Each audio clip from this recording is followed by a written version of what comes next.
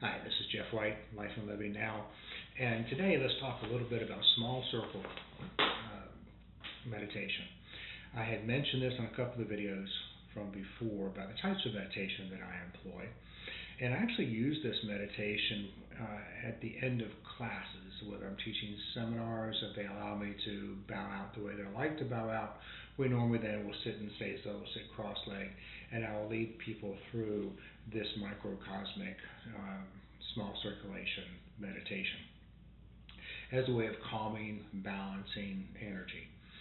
So it's a foundational piece within the Chinese Qigong, and very, very beneficial. Very beneficial. Um, I do suggest that become somewhat proficient or practice one-pointed meditation before you do the small circle, or at least in conjunction with. I think the one-pointed meditation for me is the prime foundational piece because it builds that ability to focus and engage your intent, that mental muscle for focus.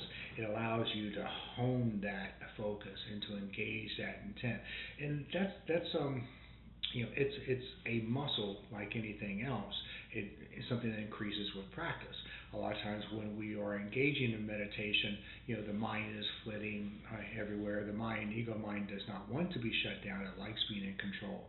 And so it will find all kinds of ways in order to engage in the practice.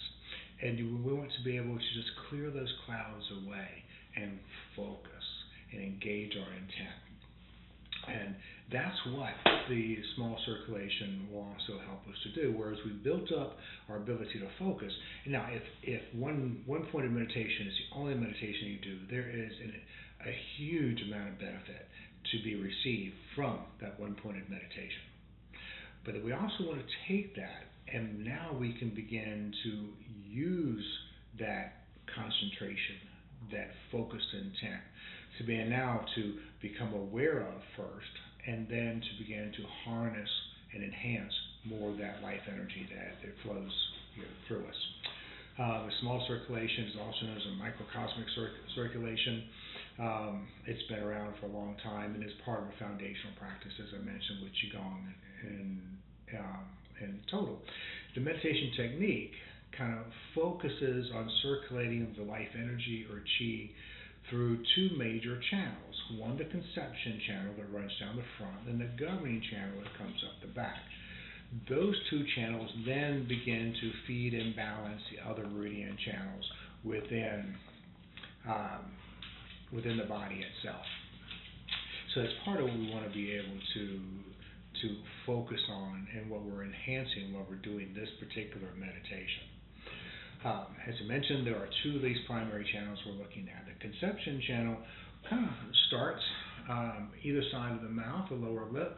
It comes down and just runs right down the front through the lower dantian, and then the governing channel begins at the perineum, and it runs up along the spine, comes over the top of the head, down, and it ends right at the lower lip. So the governing channel ends as the lower lip, and the conception channel begins, the upper lip, and the governing conception channel begins at the lower lip.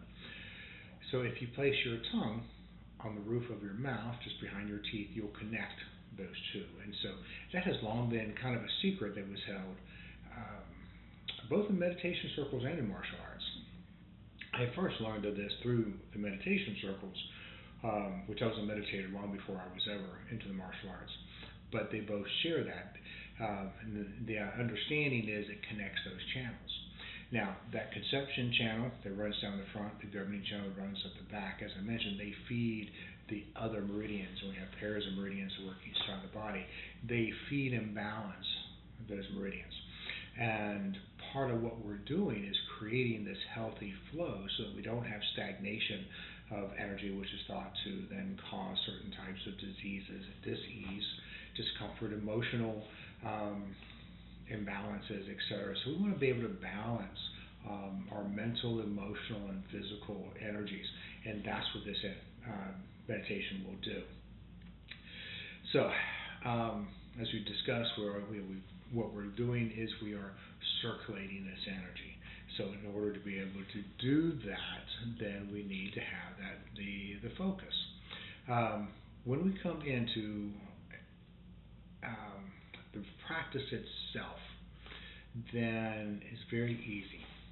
And like a lot of things when it comes into meditation, it's very, very simple to describe how to do it. It is far less simple and much more complicated, the actual practice. The mind is this incredible tool that we have. Remember, we are spirit. We have a mind and emotions that we utilize, but it's not us. Our ego mind we have identified with so much so that we think of ourselves as our ego mind. We think of ourselves as the roles that we play instead of being spirit who then engages.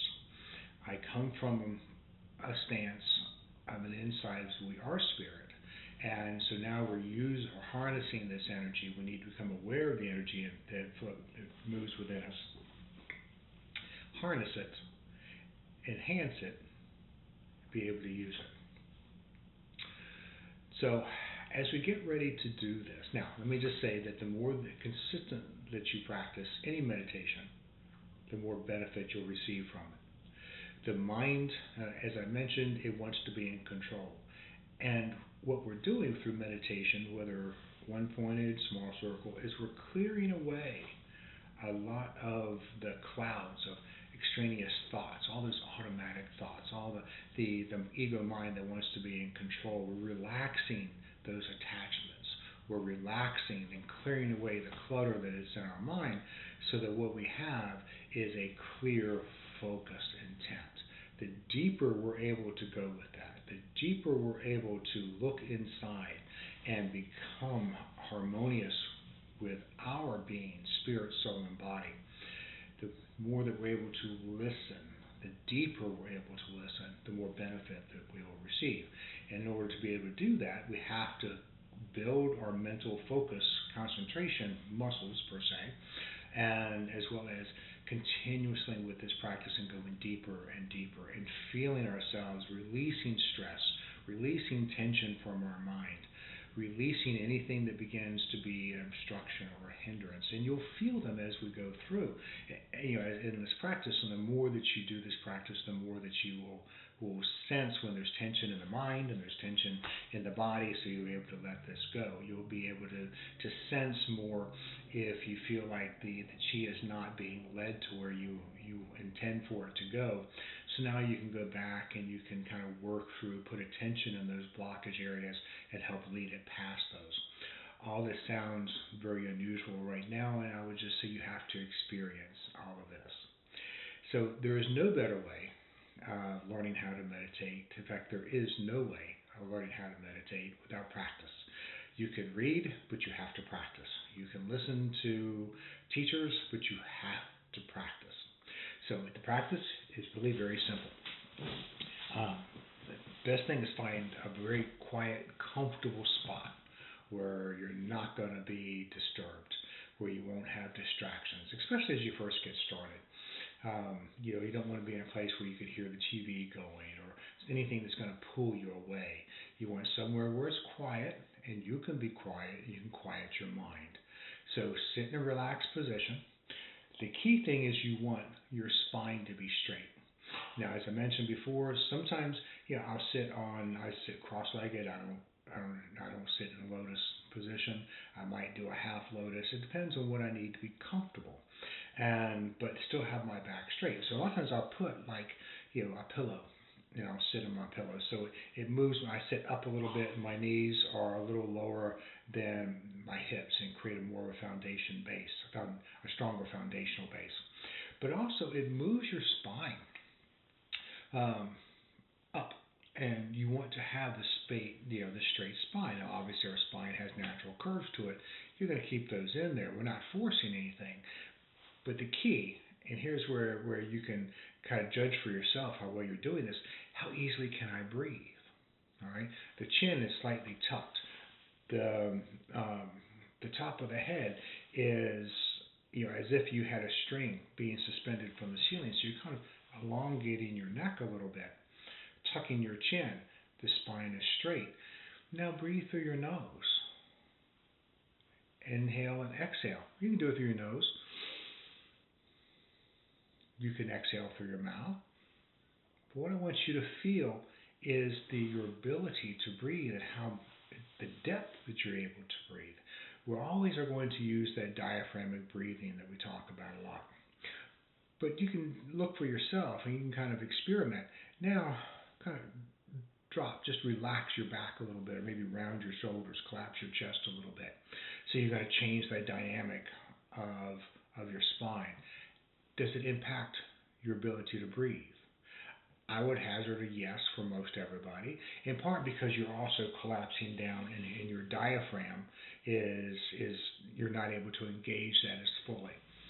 So when I'm breathing up, I'm breathing, so my spine is up, my chin slightly tucked. You can play with that and feel the difference about why you want to do that, but it allows for you to have easier and deeper breath. Breathe into the belly. Obviously you're filling your lungs, but mentally I'm sending energy down into lower dantian, the hara, about 2 inches below your navel, more towards the center of your mass or back to your spine. So let's just kind of breathe. Deep diaphragmatic breathing. You should feel your belly push out if you're doing regular breathing. And move back in.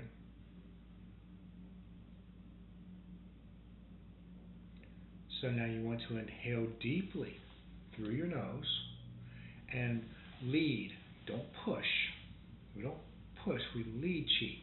There's an interesting difference. If you're leading, then you already have the assumption in your mind that it's there. The picture's already there, and you're leading that chi. If you're pushing, there's tension. Leading releases that tension. So, when you breathe into your lower dantian. Inhale deeply through your nose. Draw the chi into your lower dantian. Now you can exhale. There's a couple of different ways of working the breath. So let's just breathe in. As I breathe out, I want to lead that chi from my lower dantian to my perineum, which is right between anus and genitals, because of your pelvic floor. When I breathe in, I want to lead energy up my spine, through my back, over the top of my head. When I get to my mouth, I can exhale, and I lead that energy down to my lower dantian. There's different ways of using the breath, and I would say at first you do what you're comfortable with.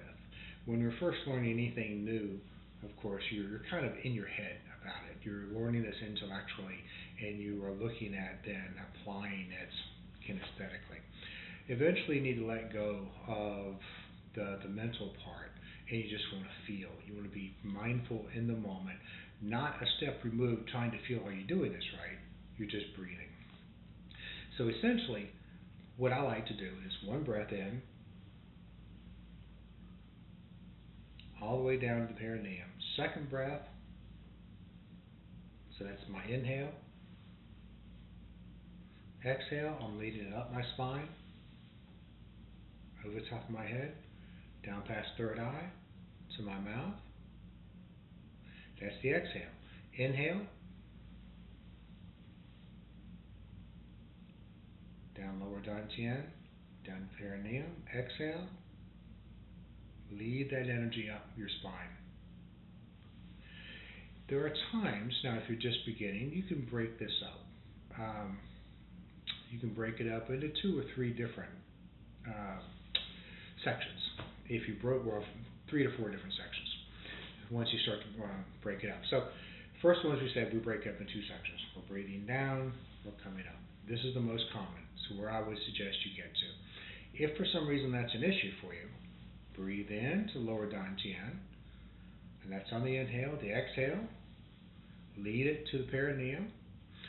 Inhale, lead it up the perineum to stay right at your shoulders, or right, as you get to your head. Then you could do an exhale.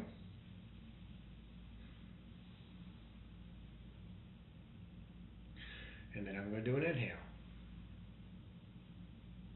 Exhale. Inhale. Exhale. So you can do it this way if you have trouble with focus as you're building that mental muscle.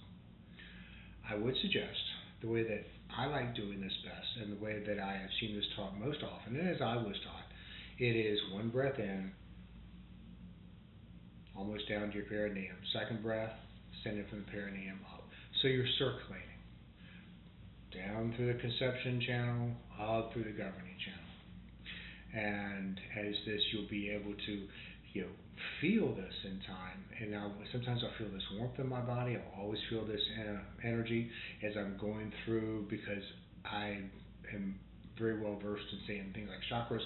Then I'll imagine the chakras as I will activate one coming through. I also learned a variation of this way back in my early meditation days, where we would simply, as we breathe in, we would send it up, energy up our spine to the top of our head, to the crown of our head. And then on the inhale, we would send that energy back down along the top of our back and along the top of the spine. So we bring it up the spine, imagine it coming back down. Nothing was done on the conception channel. This is how I first learned anything similar to this. And it had tremendous benefits as well. So a lot of this has to be with where's your intent, where's your belief. As always, since I mentioned belief, never take just somebody's word for it. You don't need to take my word for it. Practice. Judge for yourself. But give it some time. At first, you're imagining these things, and in order for it to get attuned to them. But then there will come a time when you'll begin to see and feel.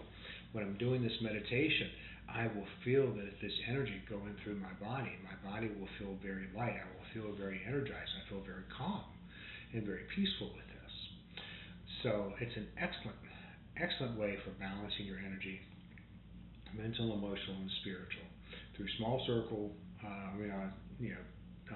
small cycle meditation, or